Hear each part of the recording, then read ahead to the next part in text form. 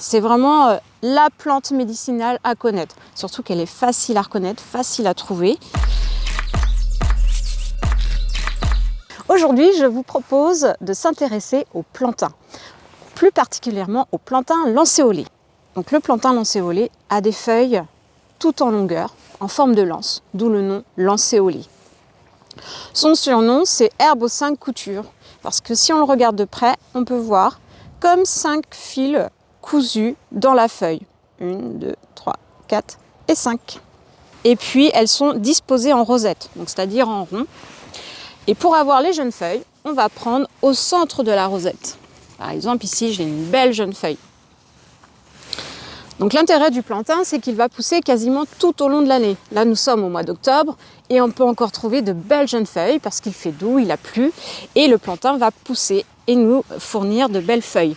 Ici, vous avez le plantain en fleurs. Donc là, c'est un épi en fait de fleurs regroupées.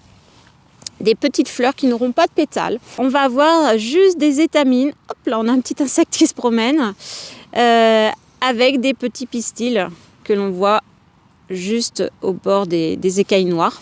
Une fois que la floraison est terminée, bien sûr, nous allons avoir les graines. Ici, on peut les voir assez développées.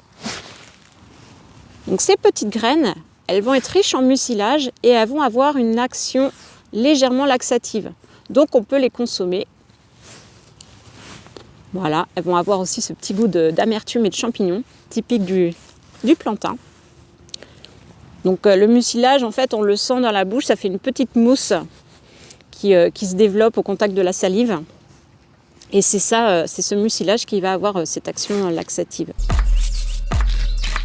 Donc en fait, c'est une plante qui va avoir une action anti-inflammatoire, qui va vraiment être efficace pour les gorges enrouées, les toux récalcitrantes, les bronchites, les pharyngites, les laryngites. Vraiment, ça va avoir une action adoucissante. Donc tout ça, c'est dû au fait que notre plantain, il a la particularité de contenir des tanins et également des mucilages. Ce qui est rare dans une plante d'avoir les deux en fait.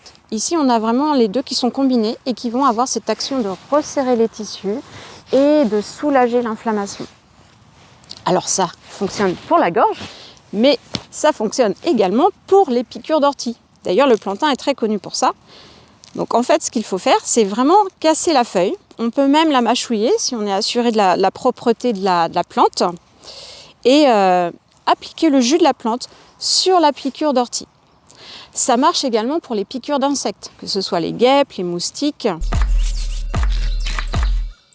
Le plantain va aussi avoir une action cicatrisante. D'ailleurs, si vous êtes dans la nature, vous vous blessez, vous n'avez rien pour vous soigner, eh bien il suffit de trouver de belles jeunes feuilles de plantain, vous en prenez plusieurs, et pareil, vous les cassez.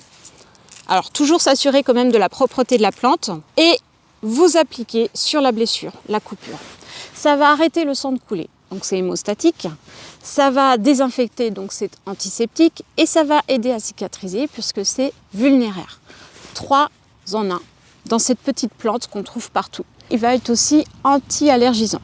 Et donc ce plantain, on peut l'utiliser en infusion avant le printemps lorsqu'il y a beaucoup de pollen, si on a des allergies, des rhumes.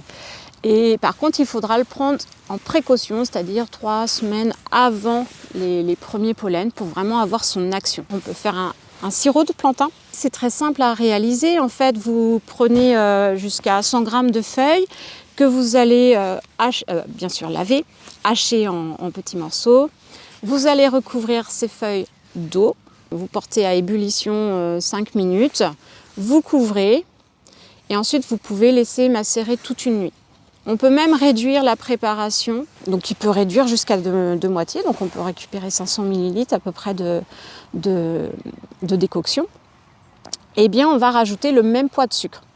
Ça, c'est vraiment pour s'assurer de la conservation de notre sirop. Un sirop bien préparé peut se conserver 2 ans sans problème s'il est bien fermé. Alors, ce que je n'ai pas dit, c'est qu'il faut aussi mettre ce sirop dans des bouteilles en verre stérilisées. Donc ici, petit pesto de plantain. Alors, pour le réaliser, j'ai utilisé 50 g de jeunes feuilles de plantain, 50 g de graines de tournesol que j'ai mises à tremper de 3 heures.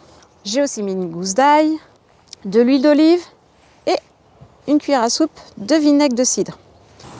Donc, ce que j'ai oublié de dire, c'est que le plantain, il a des actions médicinales, mais il a aussi des propriétés intéressantes au niveau nutritif, puisqu'il va être riche en protéines complètes, donc qui contiennent les 8 acides aminés. Il va contenir de la provitamine A, de la vitamine C en quantité intéressante. On va avoir du zinc, du calcium, du potassium. On va avoir des enzymes aussi qui vont aider à la digestion. On va avoir des antioxydants, mais ça c'est valable pour toutes les plantes, les antioxydants. Mais voilà, on va avoir une plante médicinale, mais en même temps nutritive.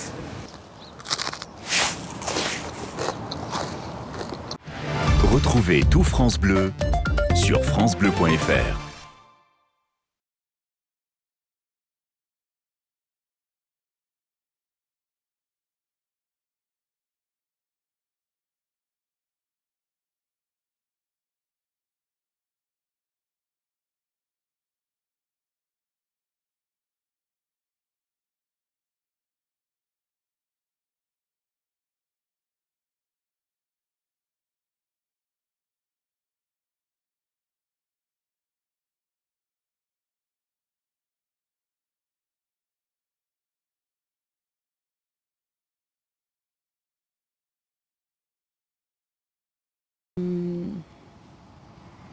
Ouais.